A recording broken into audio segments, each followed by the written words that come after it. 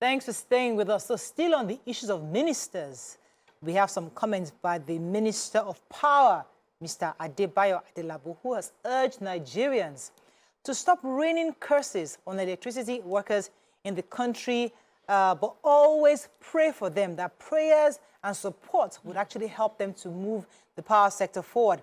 He was also quoted as saying that the power would improve in 6 months, especially with the addition of a national grid that can produce about 700 megawatts in the next 6 months. And so these are promises from power. It's not our first time hearing from ministers of power giving us all kinds of promises. What are your thoughts on it? The fact that he says that we should stop raining curses on electricity and we need prayer and support for the power industry. If you recall also, the president recently, during his speech at the Nigerian Bar Association conference, which I took earlier during the paper review, had said that we will improve power. That power is obviously key to development in our country and is an important sector for us to focus on. And the minister had said that the 2023 Electoral Act had empowered the states to take advantage of power generation, and he was going to encourage them to do just that. But what are your thoughts on this? Because as I said, it's not our first time hearing promises from the ministers. And how do you make of this promise he's saying that within 6 months, they'll add the national grid to 700 megawatts increased power? Call us on the numbers on your screen, 081-07641-679-090-241-63440. You can also tweet to us at TVC Connect. Please hashtag your view TVC so we can read your tweets. Tope, you want to go ahead? I'm all for stop cursing. I feel that we Nigerians have developed a bad habit of cursing out our leaders, cursing out civil service, cursing out service providers. It's a very bad habit because you cannot expect to be blessed by what you're cursing.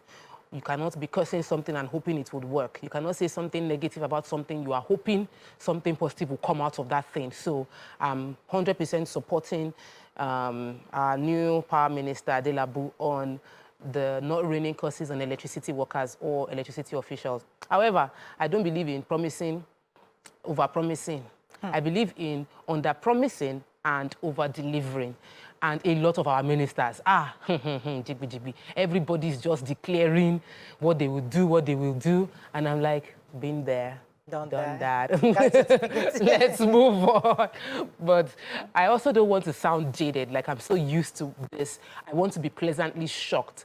I'm just being careful because Nigerians will take you at your word, and you're also setting up yourself, and I really don't want that. I'm all for praying for the administration to work, praying for power to work, and I want Mr. Adelabu's ministry to work, but promising us this much change in the power sector within a short period of time, I'm worried.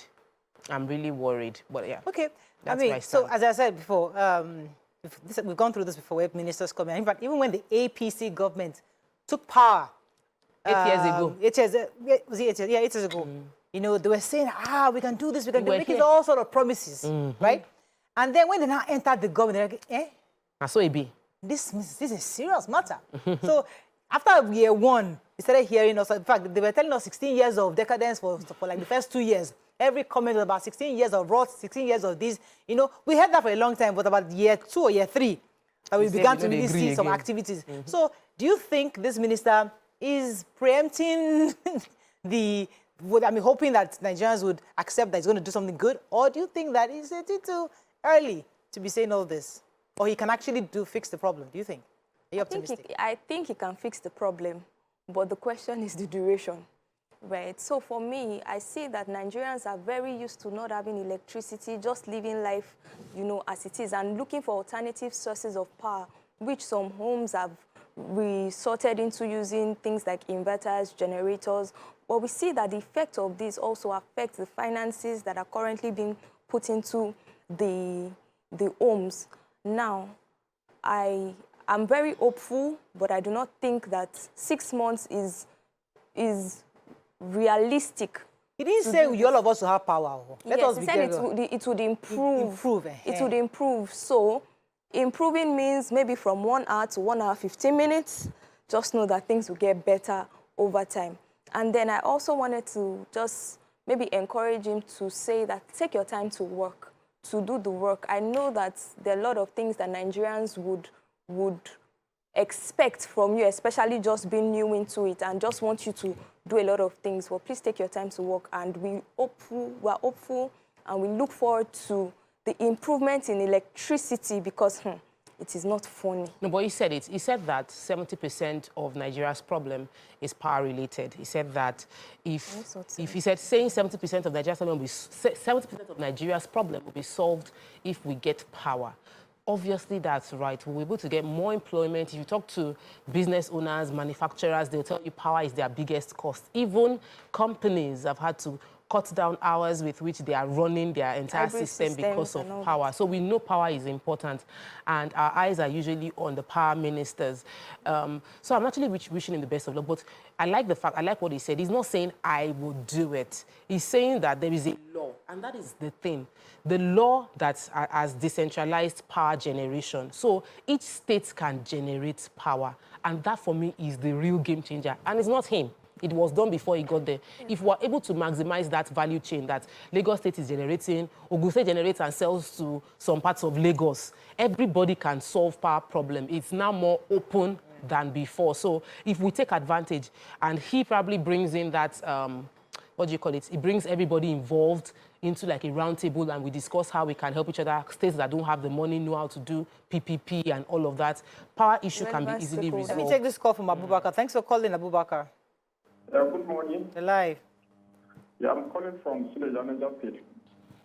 Go ahead, sir. I just want to make a comment based on the statement of the new Minister of Power. Yes. You know, we Nigerians were expecting a very whole lot from this new administration, especially of the president. So we don't want a situation where people are yet to start and they're already giving excuses. Especially when an excuse that is not physical.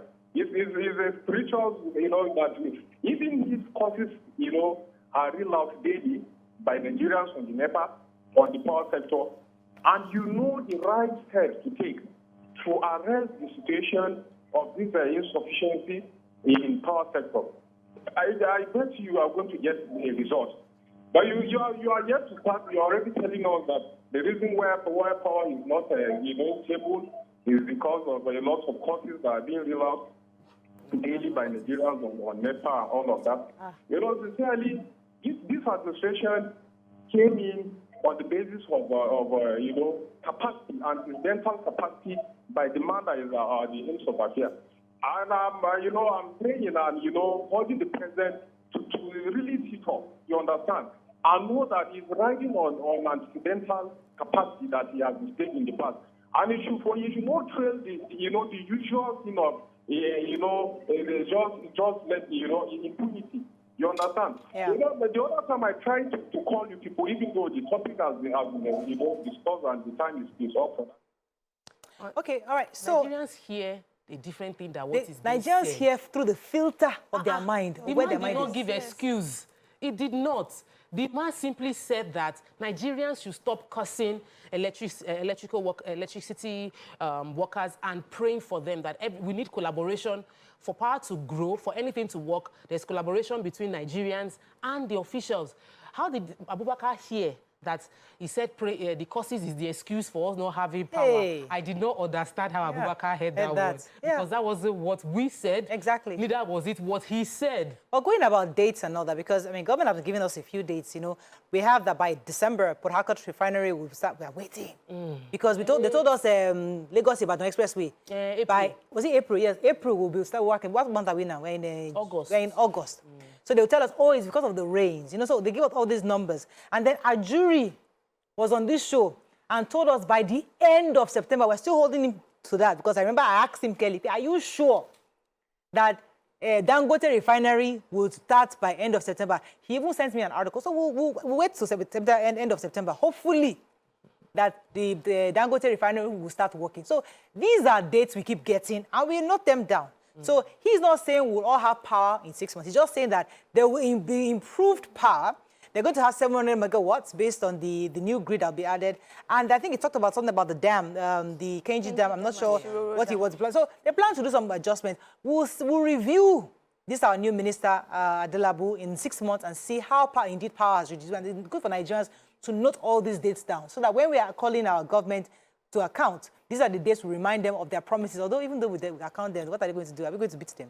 That's the big question. But at least they will know that we're going to be asking questions, and it will be on record that the media would show that we have to wrap up on this, because I know that we have to speak with NEMA concerning the possible flood that might happen as a result of the dam. But before I wrap up, it's important for me to take our jury's comments, because we took the story on the paper review concerning the fact that SERAP is planning to sue the federal government, or even as the presidency, concerning the 23 or more reporters that were barred from going to the villa.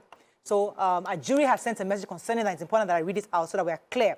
According to him, Vanguard News got their photographer removed due to redundancy. Their reporter remains.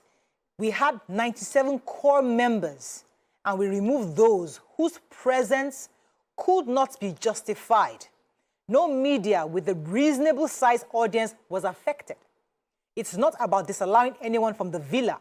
It's about overcrowding our facilities, and they're managing that. So according to him, we didn't just indiscriminately remove reporters from the villa. There were too many people coming from various media houses in the villa, and they had to remove some so that we have a manageable amount. I can pick the names of who I know here, Vanguard, this. I can pick all the people who are there. That there were too many of them in the villa. That is his discretion as the spokesperson and in charge of media for the presidency.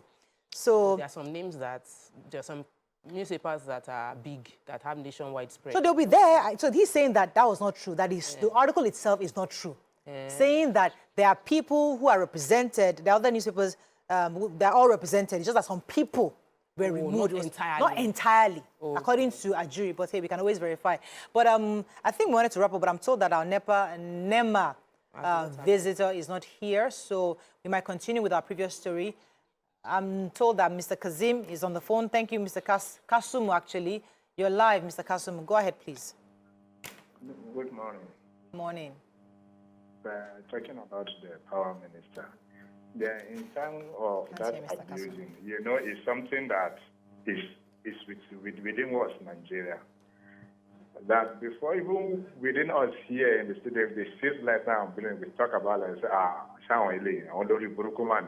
is part of us. So we just pray what he said should work. But I don't think it will work, but we are praying.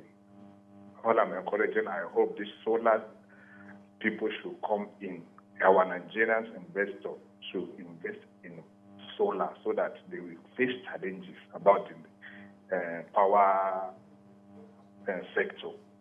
If they are having rival, maybe they will work on it. So that, because with this power, the federal government will generate income.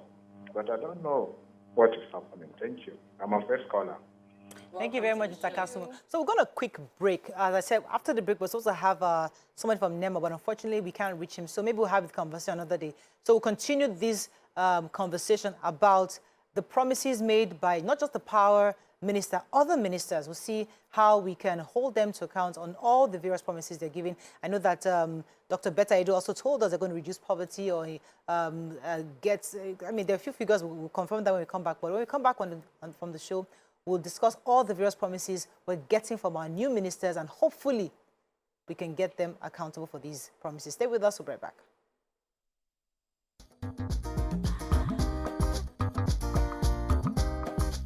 Stay tuned. Your View will be right back.